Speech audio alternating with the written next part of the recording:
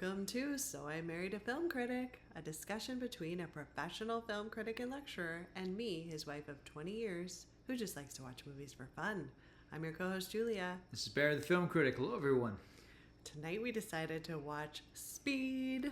Boy, were you excited. Like, the opening credits hadn't finished. You're like, I love this movie. Like, okay. Calm down. Breathe. It's going to be all right. I know. You know what? I did read that the studio was not happy when Keanu Reeves kind of gave himself a shaved, kind of really close cropped haircut, and I'm like, no, it really he's doing it for everyone with this hair. For you, yeah, definitely. Yeah, No joke. I mean, he can't have his Point Break hair for Speed. No, not at all. No, although I gotta say, watching this, I thought they could have just called this Point Break too. He could still be playing Johnny Utah. Oh, you hadn't thought of that?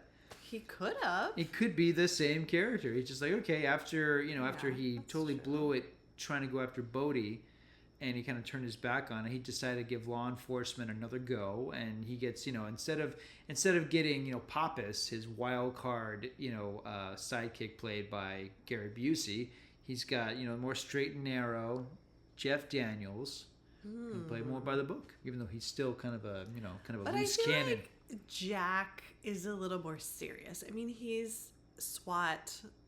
I think he, before he was a surfer who was undercover. He didn't know what he was doing. Right, he had to learn how to surf.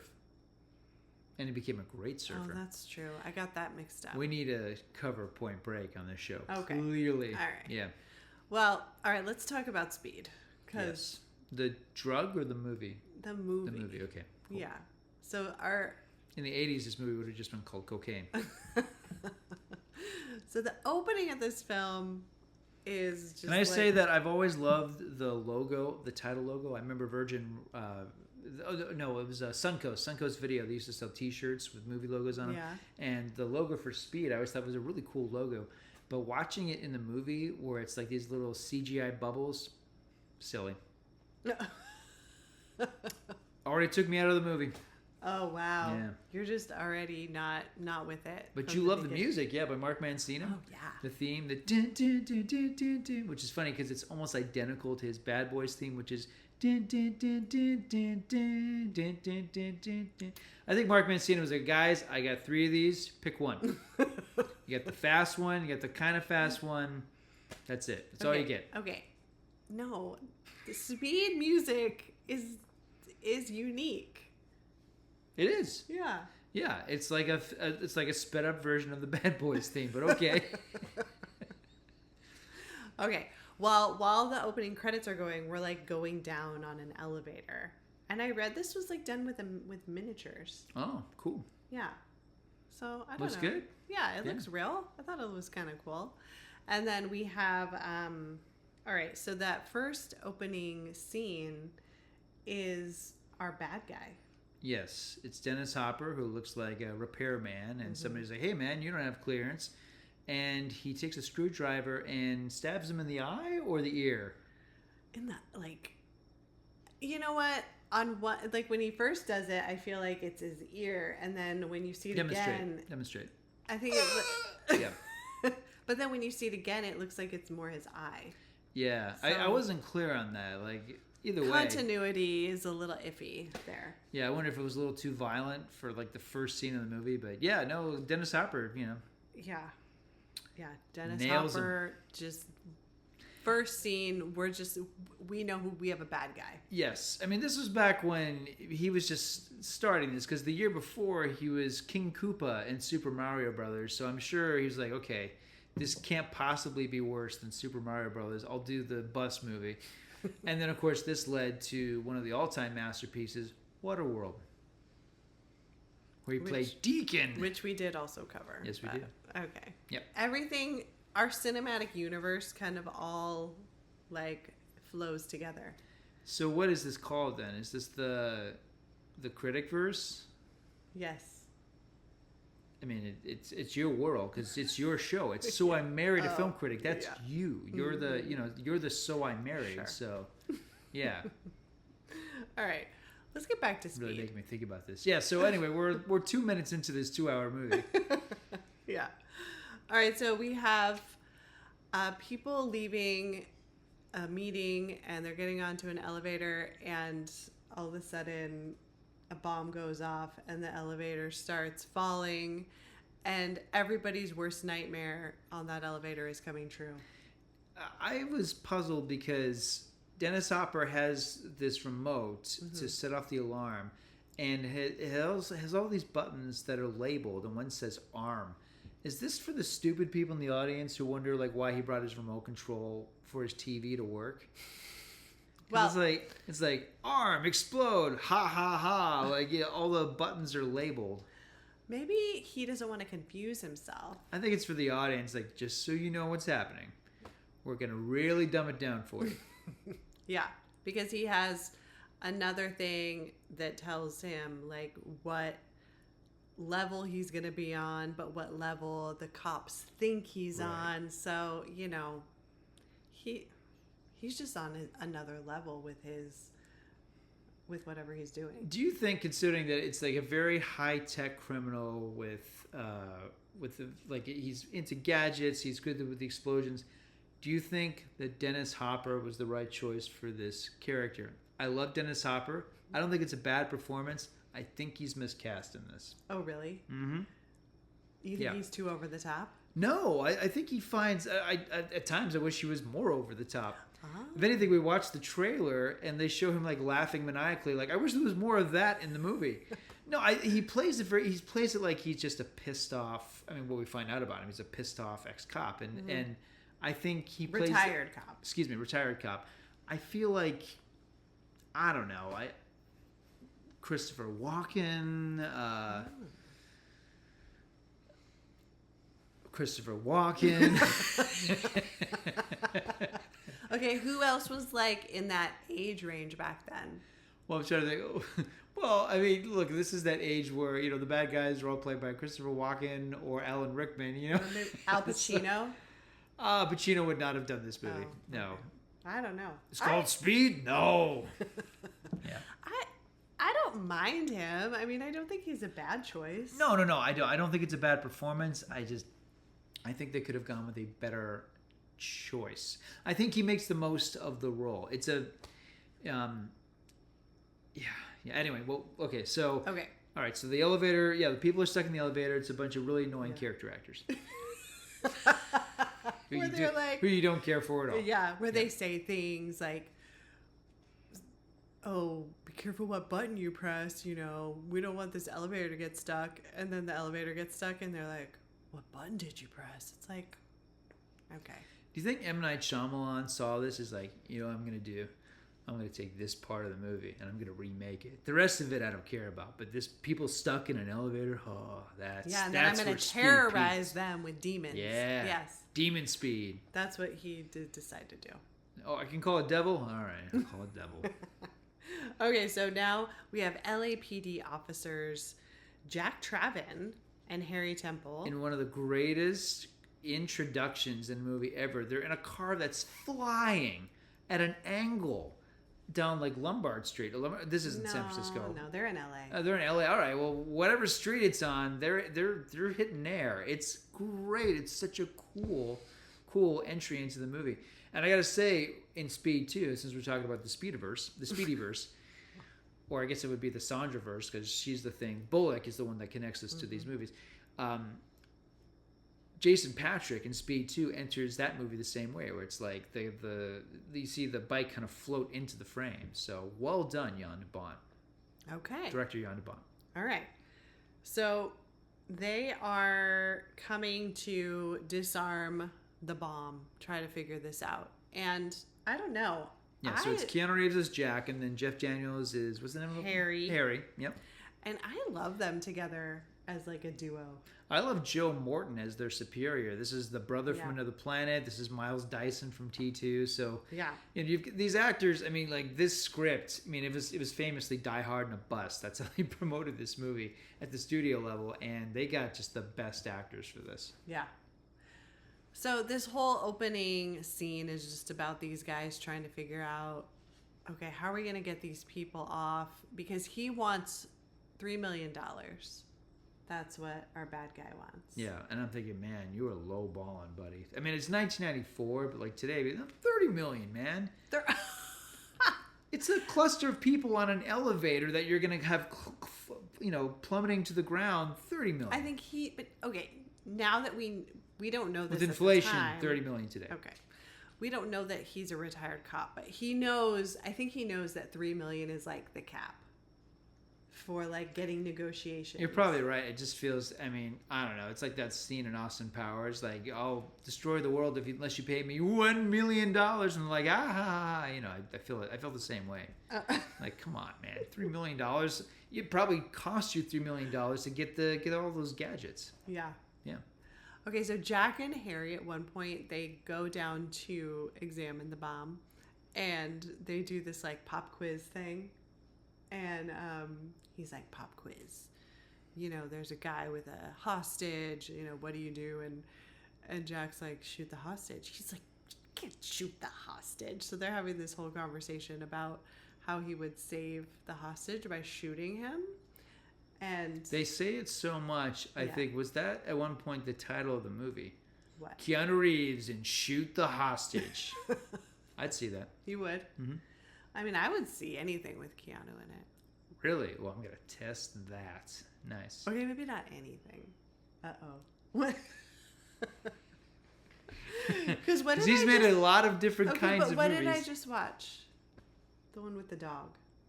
The one with the dog with Keanu Reeves? Yeah, where the dog gets shot. Old Yeller? What movie?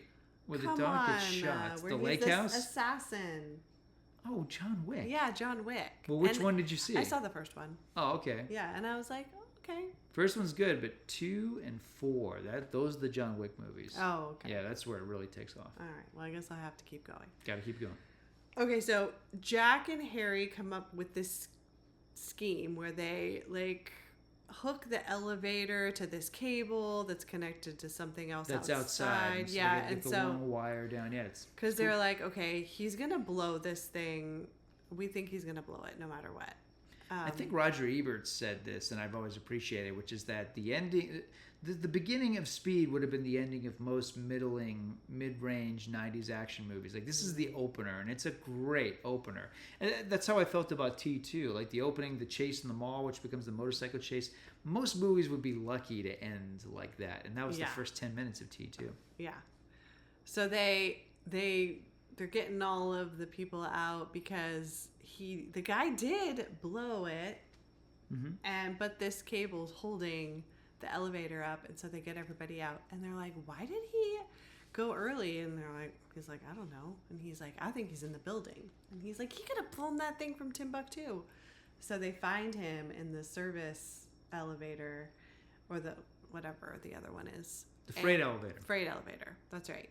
And so this is when he's like, pop quiz hotshot, like, what do you do? And he likes to really just like give it to Jack.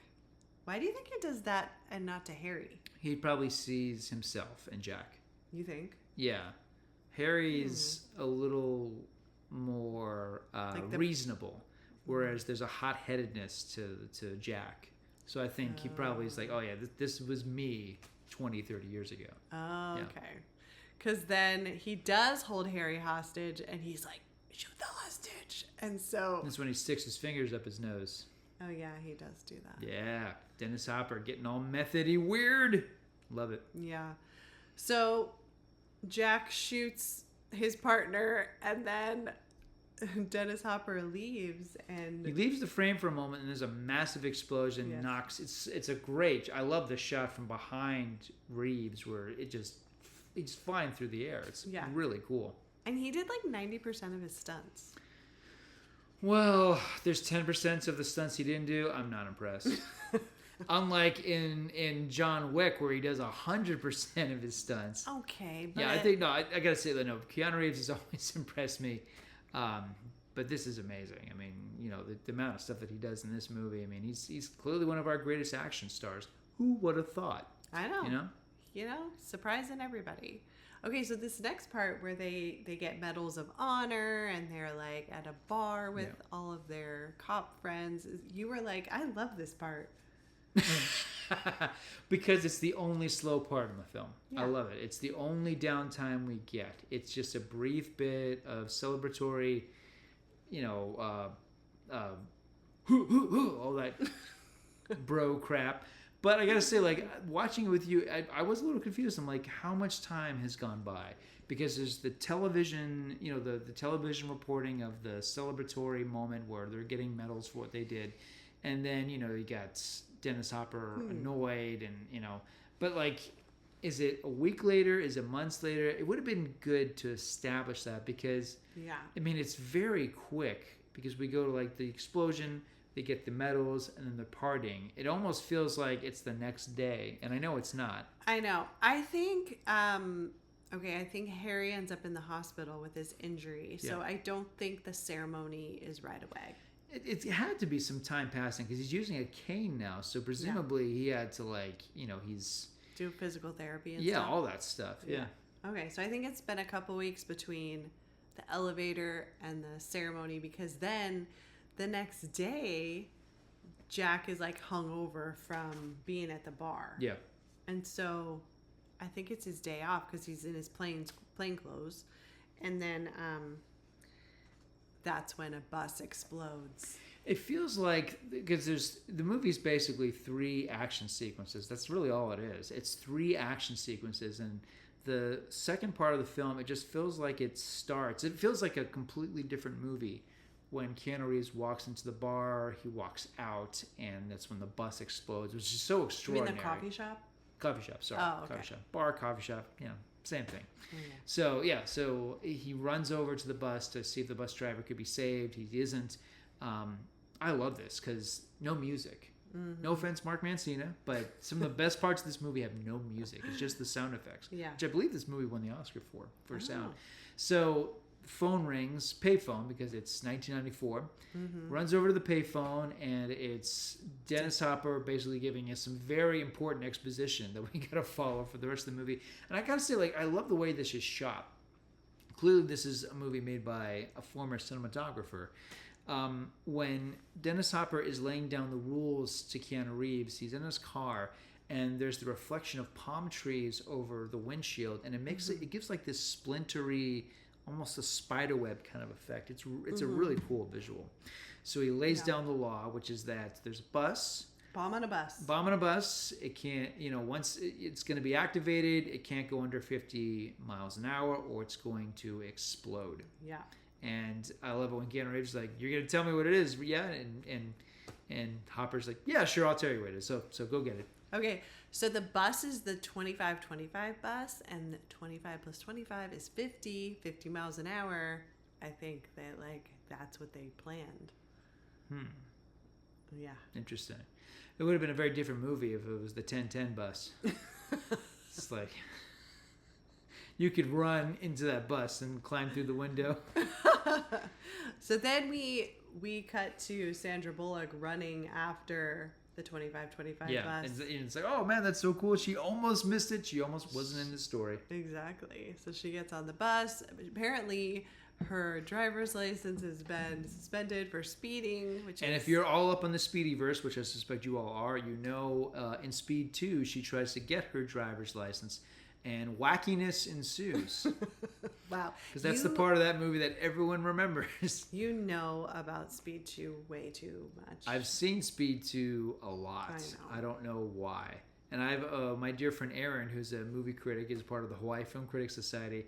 Aaron has admitted, and he's a sweetheart, and he's a sharp guy and a great movie critic, but he hasn't read a lot of books. But one of the books he has read that he owns is the novelization to Speed 2 Cruise Control. Wow. Yeah.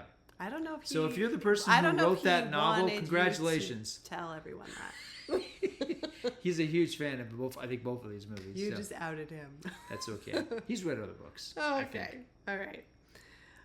Okay, so now we have Jack, so we have this whole action sequence of him trying to get on the bus. Yes. And it's funny. There's he steals a car. Yeah, with a guy in it. And it's Glenn Plummer. Glenn Plummer, who I think at one point was going to become a lead actor in movies. He did this film in '92 called South Central, and I loved him in that. I really liked that movie a lot. Nobody saw it. And I feel like everybody knows him as the guy in Speed. So in Speed, he's the guy going, "Oh no, not my car, no, no, ah!" And then in Speed 2, he's the guy going, "Not my boat, oh, no, ah!" Like that became, he's another connective thread of the Speedyverse. Yeah. So Keanu Reeves is like, I gotta tell them about the bomb. But you know what? Okay. So I'm watching really closely. It's like, he has him write on a piece of paper, bomb on bus, and it ends up on the windshield of the bus. And it's like, the fact that that bus driver didn't just like slam on the brakes right then, completely unrealistic. He should have put, keep driving or you'll die. Or well, something. you know, if he'd slammed on the brakes, we wouldn't have much of a movie. Well, I know. That'd be it. But I'm just saying. Like, the rest of the movie would be the funeral procession. You know, it'd be like Horizon after the town massacre. It would just be like cleaning up the bodies and cleaning up the pieces. Yeah. Yeah. Okay. So, can we talk about that white Bronco for a second? Oh yeah. Because man, that freaked me the frick out. Okay, so because I'm watching this with Julia last night. I haven't seen this movie in years. I like this movie. I don't revisit a lot. It's not Speed 2 Cruise Control, mind you.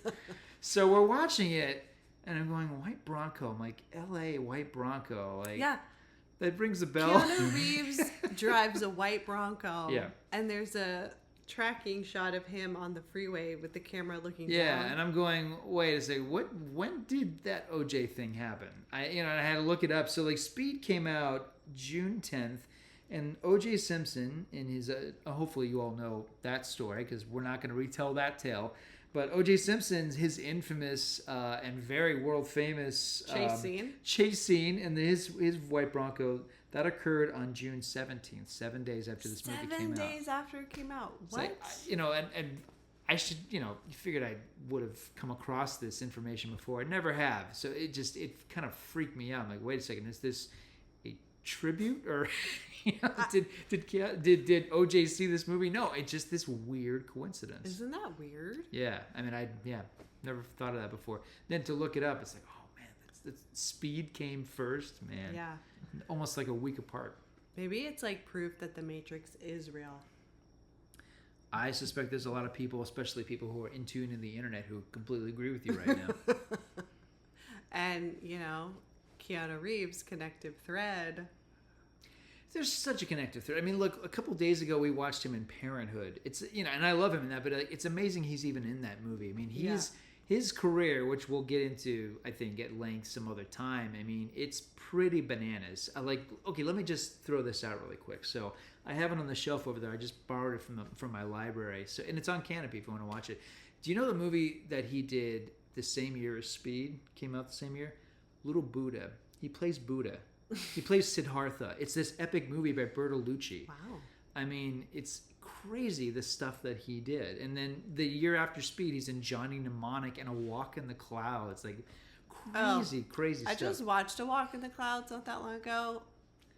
You didn't tell me you watched The Walk in the Clouds. You watched it alone. You were home alone like, I'm going to be alone with Keanu Reeves. It does not hold up. It doesn't. It's not. I saw it once in the theater. I thought it was really beautiful. Yeah. All right. Back to Speed. Our dog. Oh, you're not going to let us finish this episode, are you, Charlotte? So what do you think? Should I? Because I walked her earlier, so I could just let her outside. Yeah. But she is doing the dance, so. Yeah, you should let her out. All right. Okay.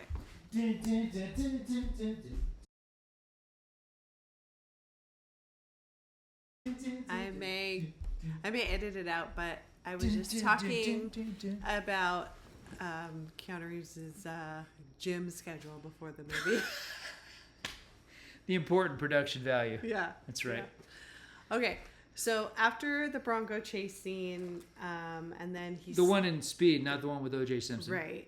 And then he steals the black car. Yes. Sports car. Yes. And then he's like, yeah, I need to get on this bus. And the guy's like, yeah, you get on the bus.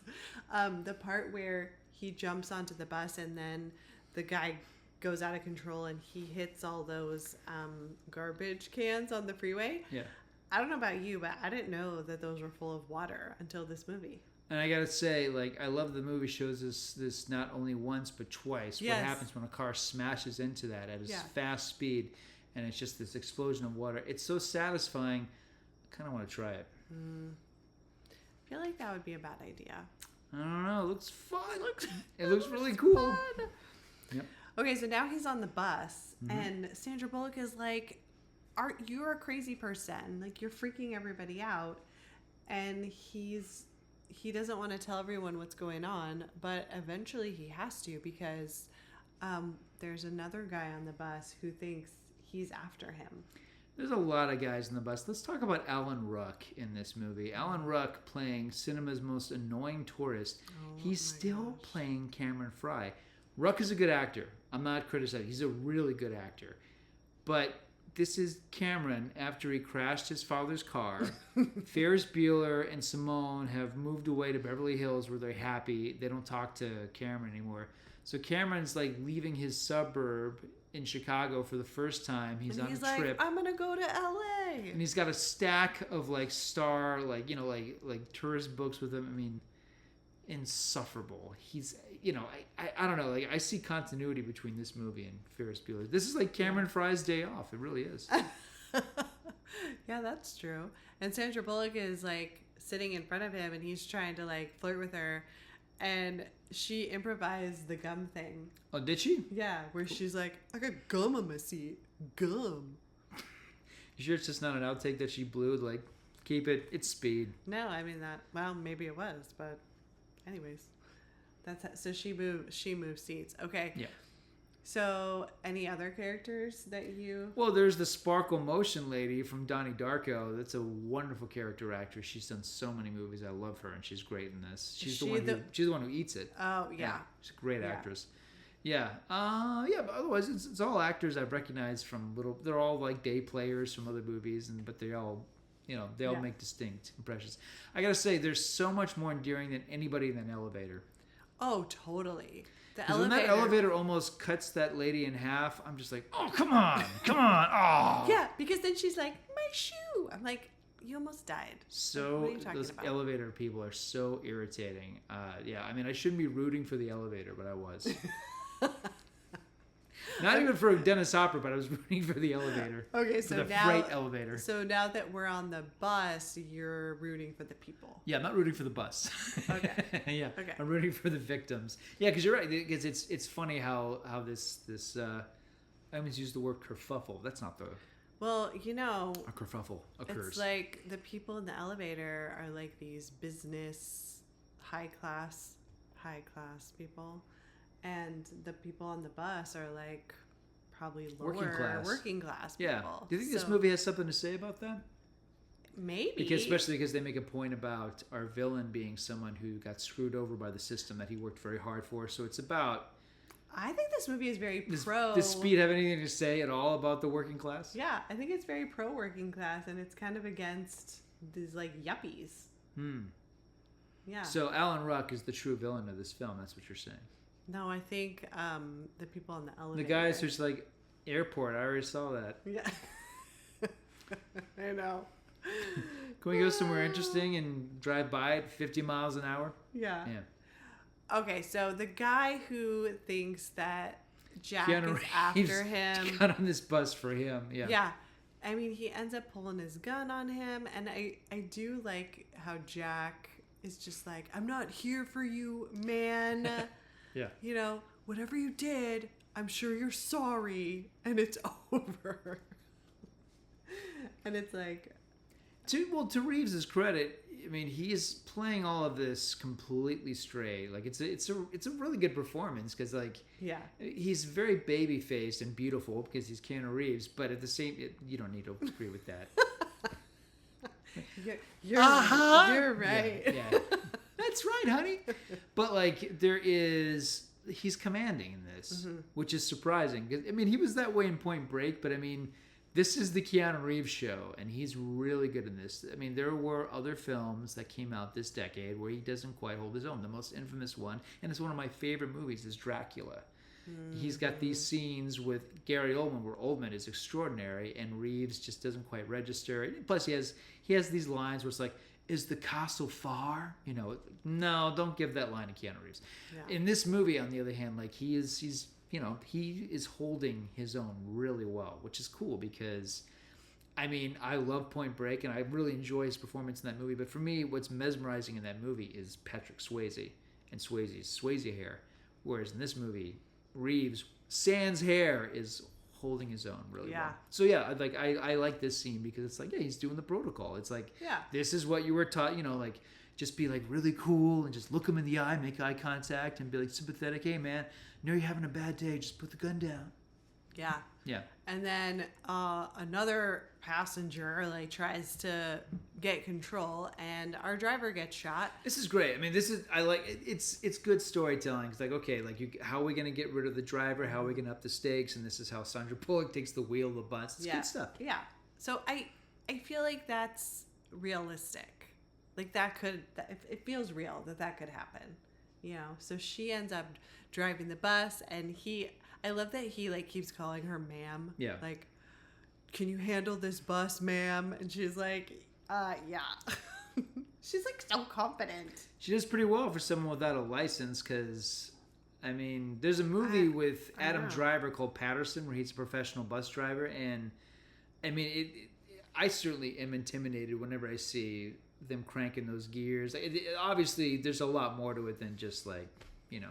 I know. Well, it's like she knows how to drive, but like driving a bus, that's a totally different thing. Yeah. Yeah. Yeah, she does it quite well. So now she's like, I got to stop this thing and to save the bus driver. And that's when he's like, if you stop it, we all die. Yeah. Yeah. And I guess to move forward just a little bit, there's a sequence that comes up pretty quickly. It's the stay on or get off scene. Mm-hmm. There's no music in this sequence. And again, it's like, I love the Mark Mancina theme. I do. But this is riveting. It's the sound effects. It's the editing choices. It's the cinematography. I mean, when people talk about this is one of the greatest action movies, you know, people talk about it like in that respect. And by people, I mean eggheads like me. And I've never really thought of it quite that way, but I think it's pretty terrific. And it's because of sequences like this. It's just like the movie's a real technical tour de force, and I always find myself kind of gripping something when I'm watching it. And I've seen it. I know how it ends, but even I'm like, oh, God. Okay, yeah. I think the only unrealistic thing is that the LA traffic on this freeway is just like not completely a parking lot. Yeah, but, 1994, do you think did it flow better? Maybe. Even though apparently there's large parts of the freeway that were not completed. Yeah, I don't. The movie keeps reminding us. I mean, again, is it a working class thing? It's like, yeah, we're not finished with this highway yet. Sorry, folks. Yeah, no, I don't know. But so she does have to get off the freeway, and then this is where she's driving on the opposite side of the road. She has to like swerve the bus to miss a bunch of kids, and then the famous baby carriage scene. Oh, let's talk about that scene. Because what the frick is that conversation? It's two women. And they're talking to each other. Pushing a baby carriage. And it's like, are they just getting out of childcare or whatever?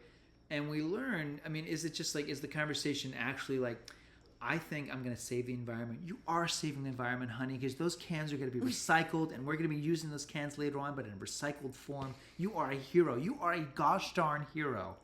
Let me just go across the street. Oh my God, my cans. Yeah. I don't know, but like she doesn't look to cross the street. And so then the bus just like takes this baby carriage and it's just flying through the air. I mean, the first time you saw this, ooh, this got dark. This is horrifying.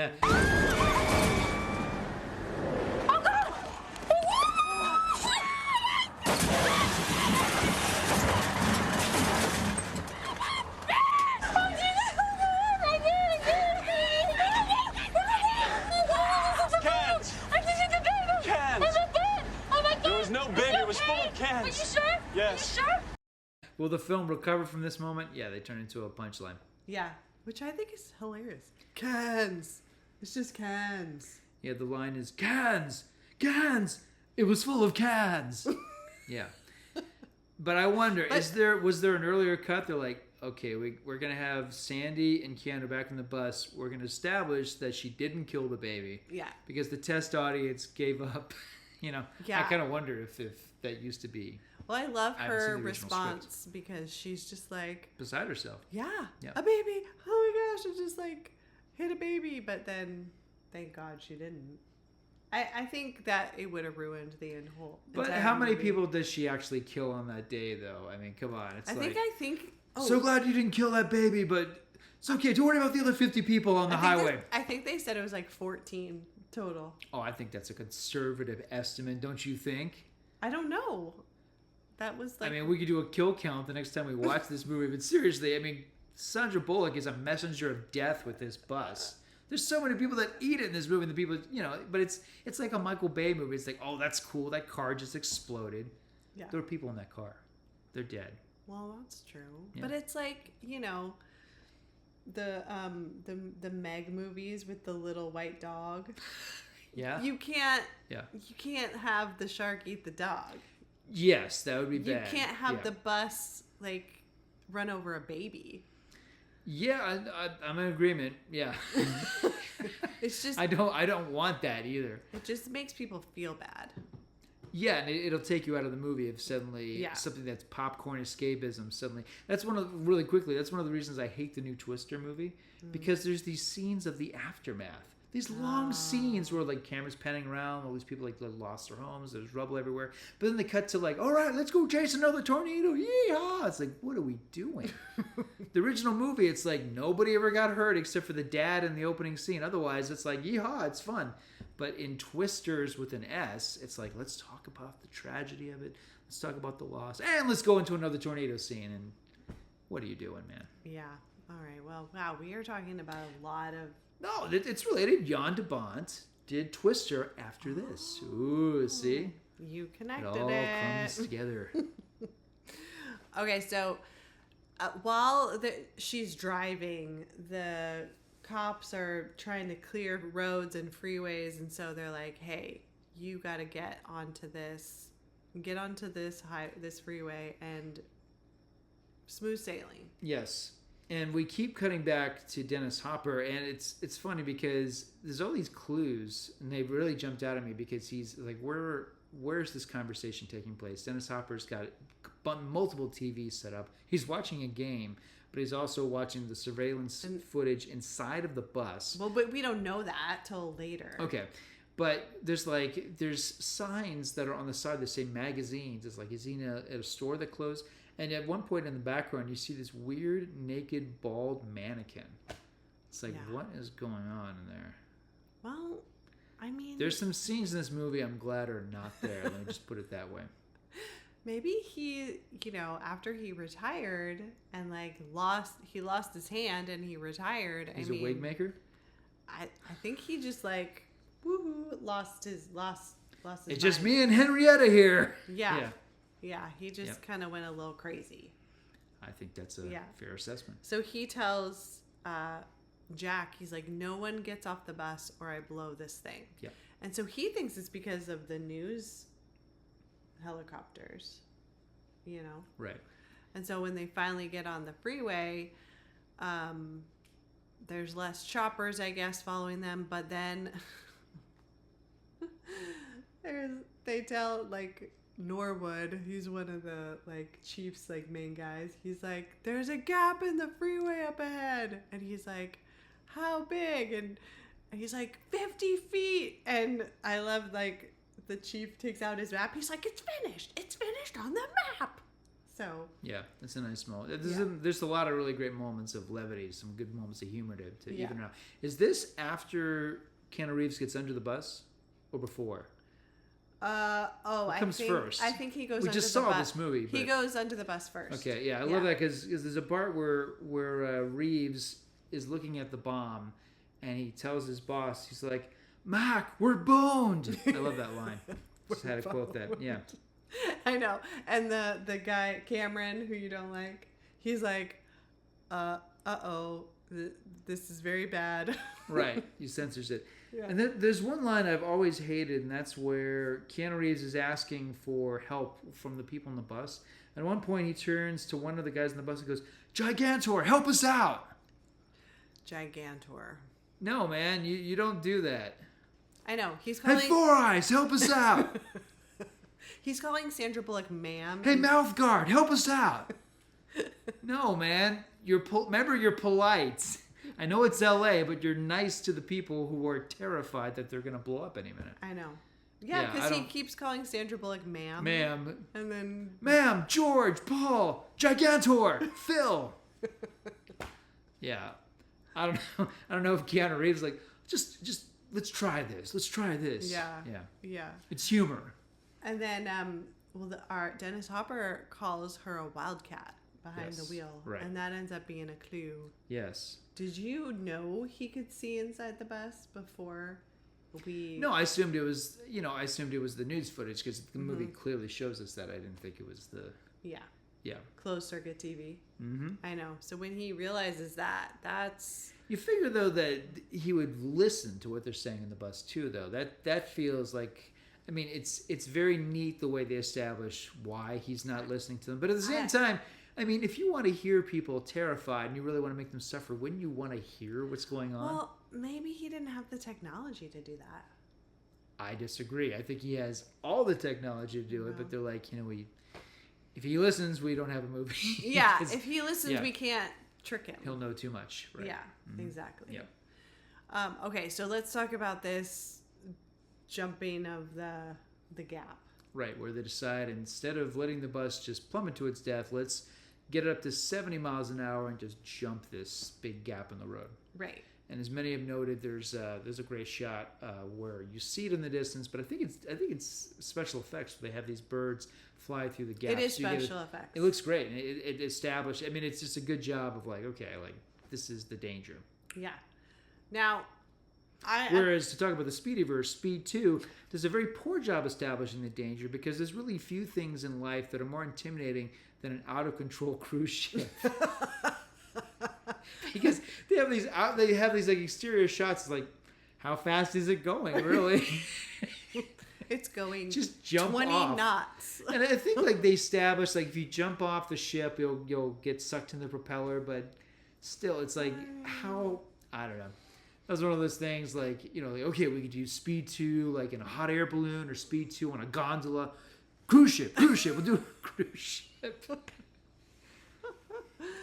Okay, but now the weird thing about jumping this gap is that, I mean, the freeway's like this and the bus like launches. Mm-hmm. I mean, it looks like it's going off a ramp, which it probably did in real life. Yeah. I mean, but it's that shot where you're looking at the bus and it's the undercarriage of it. I mean, it's freaking cool, man. Yeah. Yeah. So it does, obviously, makes it over the gap. But obviously. Let's go back to when Keanu Reeves is under the bus because he sees the gold watch. And I love, like, Harry is back at the station and he's trying to like research everything and figure out, they're going through mug shots, they're trying to figure out who this guy is, and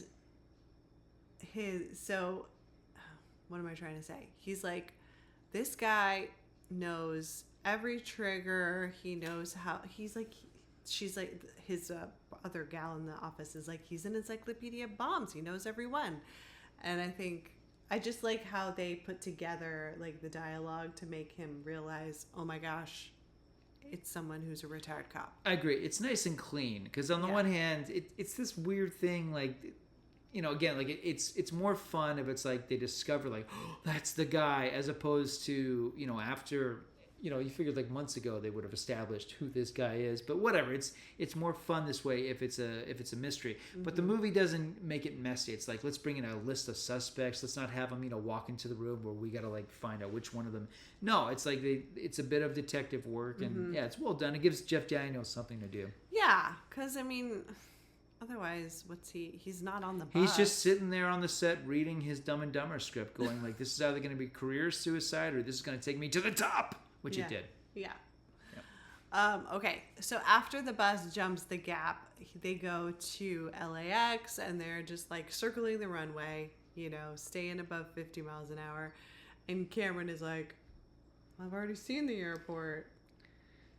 At this point, I'm going, just the bus could go faster if you have less weights.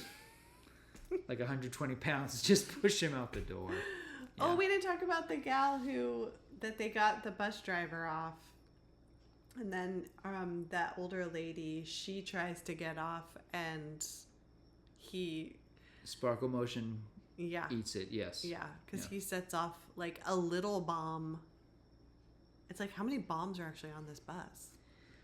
It feels like a plot contrivance that there's a little bomb, but okay, fine. Yeah. But then you see her legs like under... Like, you see the bus drive over her. Cans! It's just cans! It's not, though. But then it's okay. Keep driving. It's just cans. It's all just cans. But I just hit a school bus full of nuns. No! It's just cans. He just says that to her every time. Every time. Just to keep her calm. It was like a fun run. They were all like, it was a marathon. I just hit them all. No. Cans. You're helping them recycle. You're helping the planet. They were on strike. They were just laying in the street. I just ran over 100 people. No. Cans. Meanwhile, the news reporter's like, the death toll is up to 3,917. Yeah. And it's only been in motion for 1 hour. Yeah. You know what? We're just going to tell we're going to tell this guy to just blow this bus because there's only like 20 people on the bus. She's already killed like thousands of people. Here's something that bothers me. So the name of our villain winds up being Howard Payne. Missed opportunity, no jokes, like no pain, no gain. Like he should have made the joke? Yes. Oh. It's Dennis Hopper. Yeah. Did they cut all that? I mean, is there just a reel of him going like, feel the pain, click? Like, no, nothing. Yeah. Oh, that would have been funny. He should have had like some kind of tagline every time he sets a bomb off. But instead this is him. He's like looking at stuff and he's like, exactly. Or like even like before he eats it, Keanu Reeves after he gets rid of him should have been like, I hope that was painful. So many puns that could have happened. Yeah, but whatever. It's a movie grounded in realism, folks. So the documentary realism of Speed. Okay, so what do you think about his chemistry with Sandra Bullock? It's excellent. Yeah. Yeah, it's weird how good it is because they had it shouldn't secret work. crushes on each other. Oh, you also watch Ellen too? Yes. Yeah. Yeah. No, it's. Hey. That's accurate. How dare you? No, it's cool. It's really cool because it shows. It really shows. Yeah, it's like, why didn't these two ever hook up? I mean, well, maybe they did. They don't have to tell us everything. Oh. I don't know. But yeah, you can tell that there's some, like... We had a relationship, Keanu. No, it wasn't a relationship. It was cans. Just cans. That's our code word for what happened. Wink, wink. So many cans. You have great cans.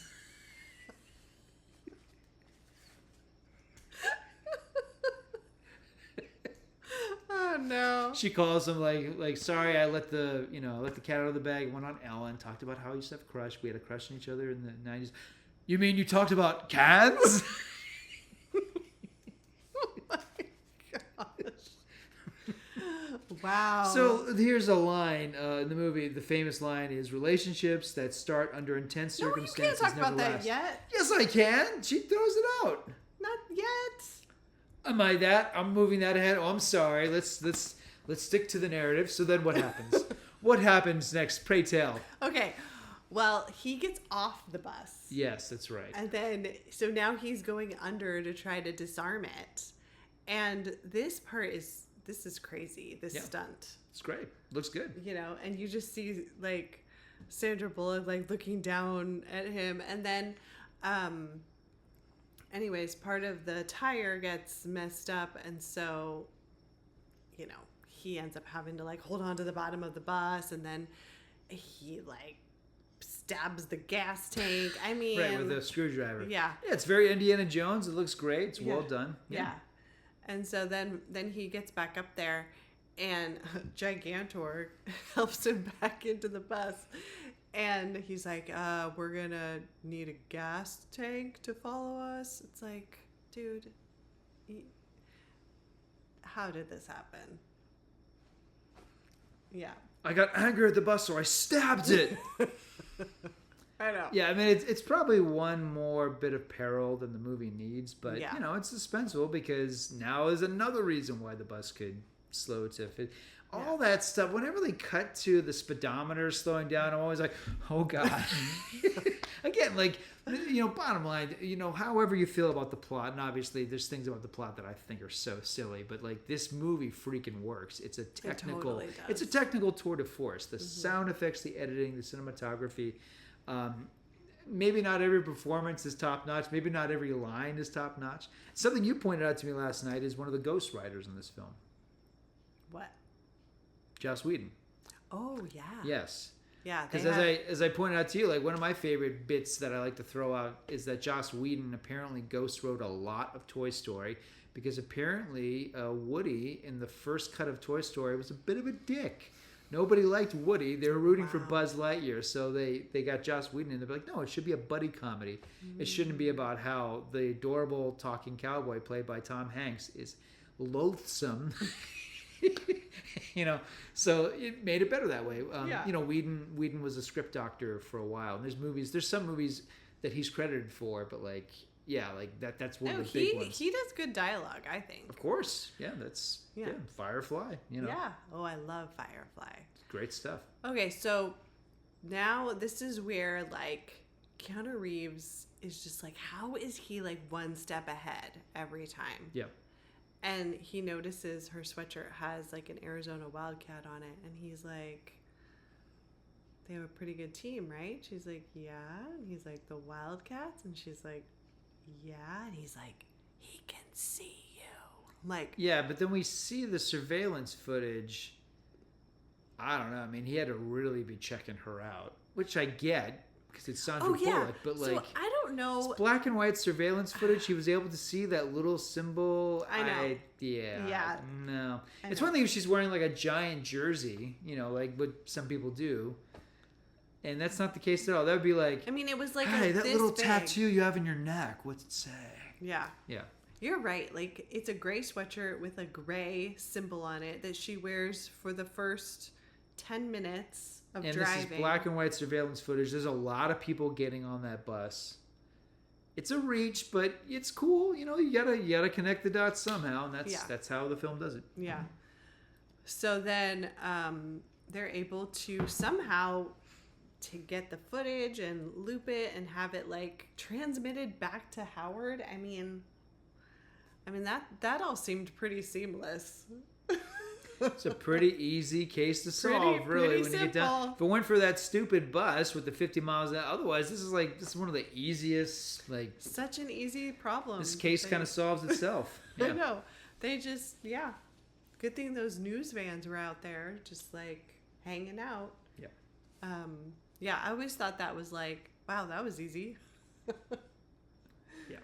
Okay, so once they've hacked into his, you know, closed circuit TV, and he is seeing the same minute loop over and over, they get all the passengers off.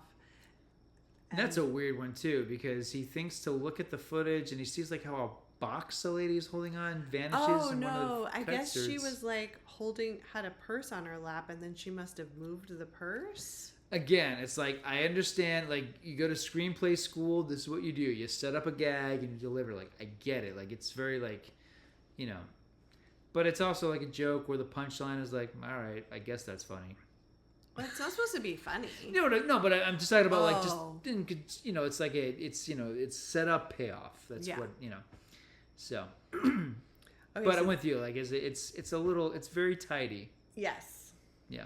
Okay, so now all the passengers are off, and it's just Keanu and Sandra. All together alone at I last. know. I have them all to myself, and we're about to die. No, so they how they get off the bus is so cool though, because it's like that access panel, and then they have to like he holds like a rope, and then Wouldn't they get crushed slide. by the tires? That's definitely, I don't know. I mean, they got to the go. bus is going straight. It's got to be like so straight. Otherwise, you're going to get nicked in the side. You lose an appendage. Well, it's a Christmas miracle. It's a Jean de Bont action movie. Yes. Yeah. And then they're like sliding through, all of the yellow, orange cones, and It's like a metaphor for the relationship. yeah, and this is where she says the line. Relationships that start under intense circumstances never last. Never last. And what I don't understand is this line pops up in Speed 2 Cruise Control when Jason Patrick saves the deaf girl from the hallway that suddenly becomes a wall of water. It's very, very Titanic. Came out the same year as Titanic. So he saves the girl and she signs like, I love you, which is what you do when you're in the midst of the dreaminess that is paid Jason Patrick. And Jason Patrick, using sign languages, tells her relationships that start under certain intense circumstances never last. So what I think this is telling us is that, because they established very quickly in the beginning of Speed 2 that Sandra Bullock is no longer with Keanu Reeves because she thought it was cologne, it was pepper spray, and she sprayed herself. And he's like, oh no, cans! So she ditches him. And she ends up with Jason Patrick. But at some point in the relationship, she said the same thing to him. And now he's carrying it around like, that's the most brilliant thing I've ever heard.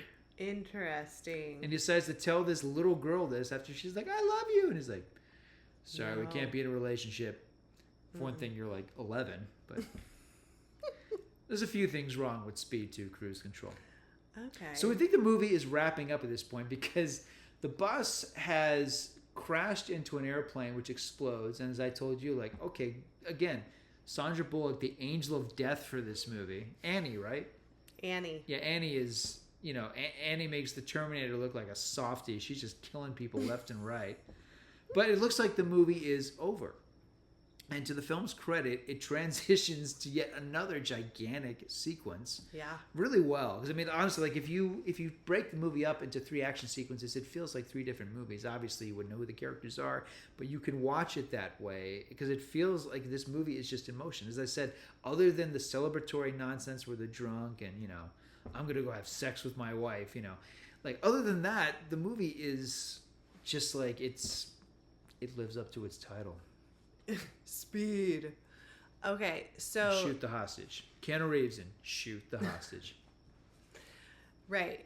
So they take Annie and Jack and the ambulance, and they're getting them all cleaned up. But they're also like the cops are putting the money in the Dropbox location because Howard doesn't know technically that the hostages are off the bus because he hasn't noticed the closed circuit TV yet. Yeah. Eventually he does. And then he takes matters into his own hands and he takes Annie hostage and goes down into the underground, train. So ridiculous. So the Dropbox, Keanu Reeves runs to it and realizes that Dennis Hopper has created a Bugs Bunny-like hole that he's able to get. It's so stupid. Why has no one ever questioned this before? This is so absurd. Like, how did he do this? I mean, is he the worm from Tremors? I mean, this is a huge hole that he has underneath the Dropbox. Maybe he just, did he set off a bomb that nobody noticed at some point? I mean, if it's LA, I mean, there's certain streets in LA, they got massive holes in them, I guess. Okay. It's pretty ridiculous, but yeah. Okay, so he straps Annie with C4, which is terrifying. And now we have another standoff. Yep. And now they're in the, in the tube, in the underground train. And he like, so she's like handcuffed around a pole, and they have Jack and Howard have a tussle on the roof of this train. Very hard. I find it very. I believe that Keanu Reeves can get to the top of this subway car. I don't believe that Dennis Hopper can climb up there. I don't believe that for a second. I don't believe that he can Bugs Bunny with that hole, and I don't believe that he can climb up to the top of that subway car, let alone have a fight with Keanu Reeves while this thing is going, 70, 80 miles an hour. Yeah, this is my least favorite of the three sequences that make up this movie. I know. I agree. Because it's like... It's cool that he gets decapitated. That's satisfying. That part's cool. It's the tidiest decapitation I've ever seen. Yeah. I mean, that head just clean right off. Yeah. Apparently he had no blood in his body. Who knew? So after he's gone, so Howard's out, and now...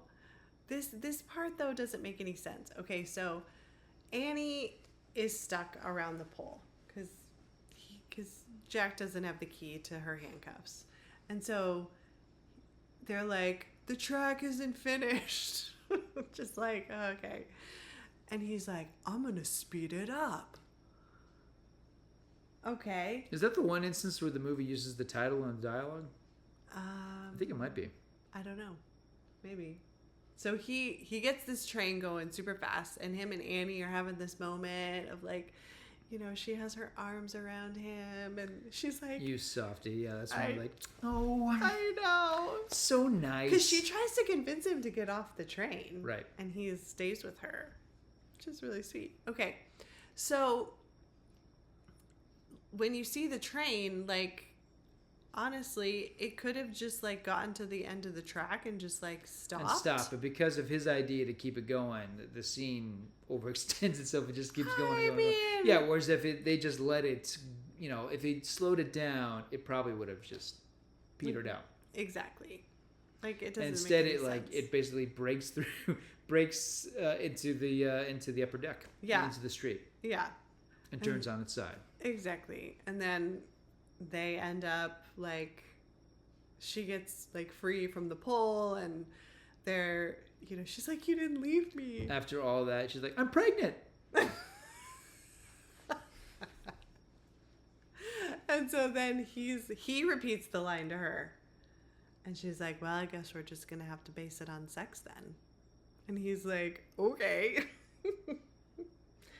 Yep, and that's why this movie's a love story.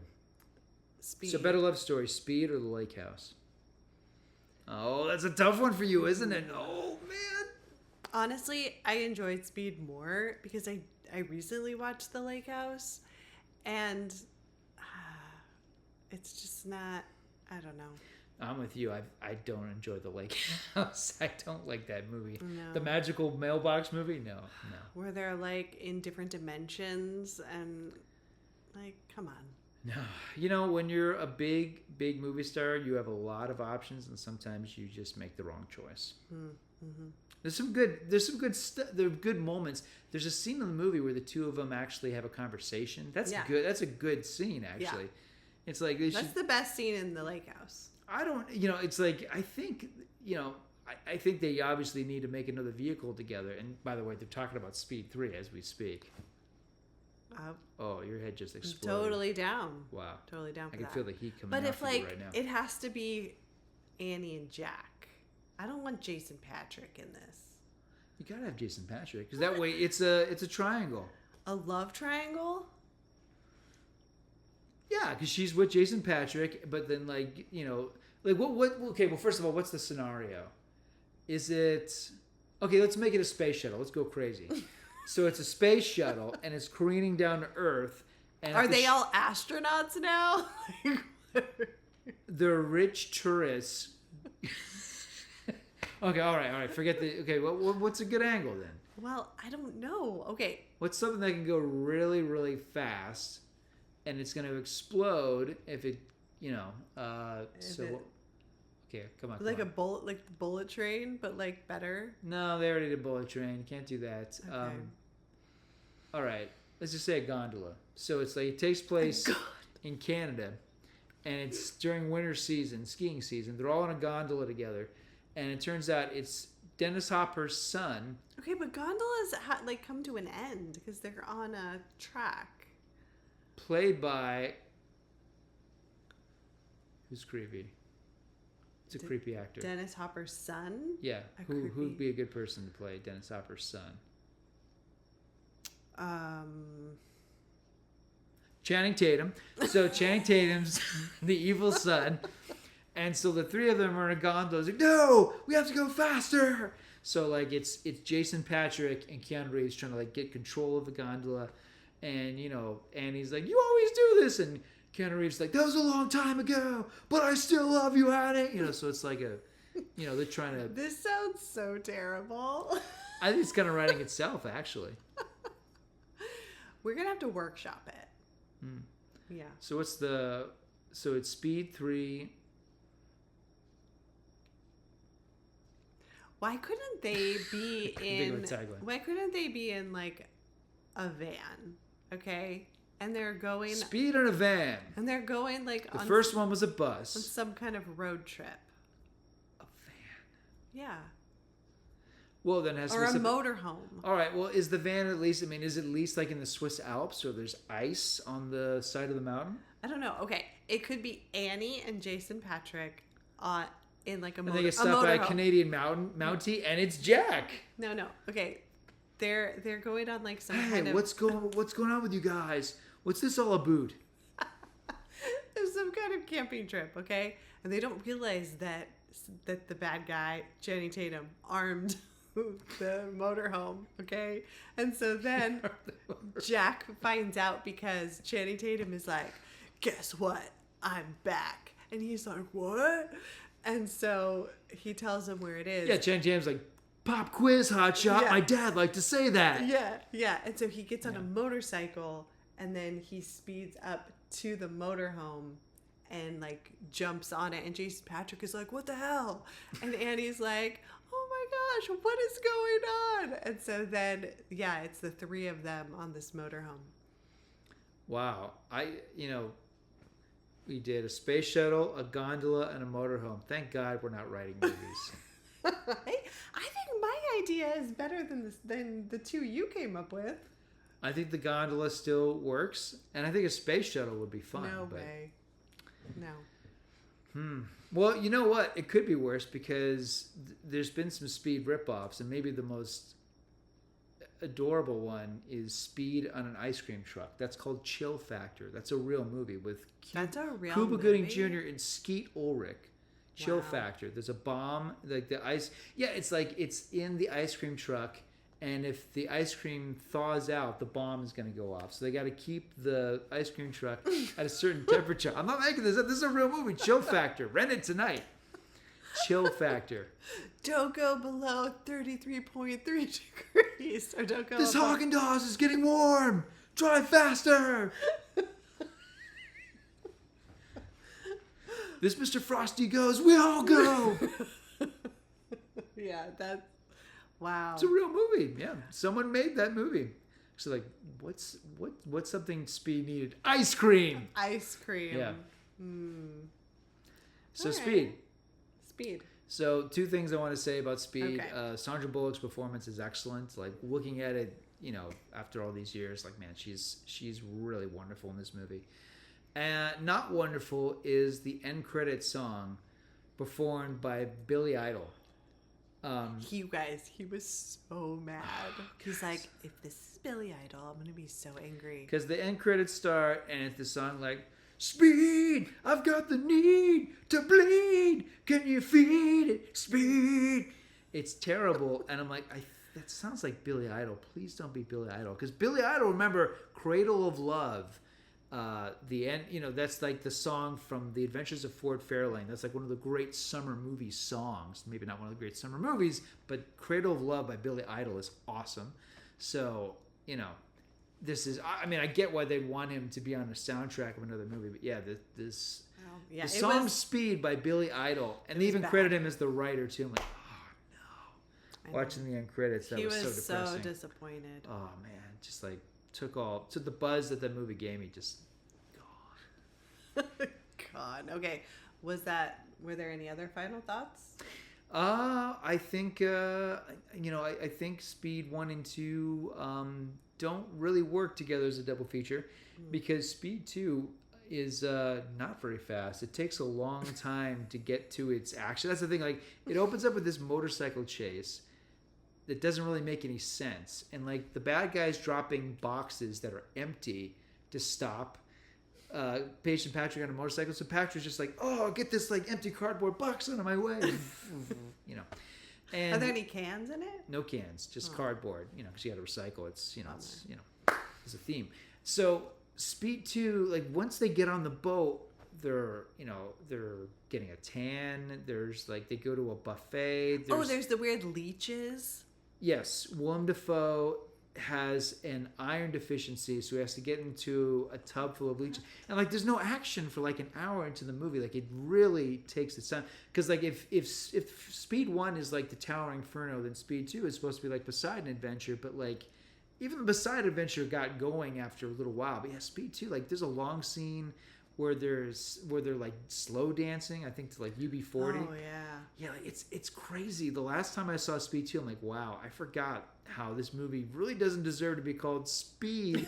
Maybe it should have just called it Cruise Control. But yeah, it's not. Yeah. It's not Cruise speedy Control at all. like 10 miles an hour. And I enjoy Speed 2. For me, it's total guilty pleasure. It is a completely indefensible movie, and I love Jason Patrick. I do. Okay, well, would you change the ending of Speed 1? Yeah, the one we're talking about. The one we're talking about. Yeah. I would get rid of the Billy Idol song. Oh wow. Okay. That's about it. Yeah. What about Dennis Hopper on the roof of that train? It's fine. Oh, okay. It's fine. You got to get rid of that character. I mean, it would have been unsatisfying just to have him blow himself up. This is more fun. Yeah, I agree. Yeah. Just seeing his head just. Yeah, it's the most Disney Plus friendly decapitation in cinema. I feel like we could show our daughter that scene and be like, "Oh, fun." Because I think, if I remember correctly, Owen Wilson eats it very similarly in The Haunting. It's also like a bloodless decapitation. And look, I mean, if you're going to do a decapitation, it's time to get out the Carol syrup. It's time to go wild. And they don't do it. No. Yeah. But, again, like you could show Speed on the Disney Channel. So there you go. Perfect. All right. Well, we are going to wrap it up. I think we did it. I think we did. All right. Cans!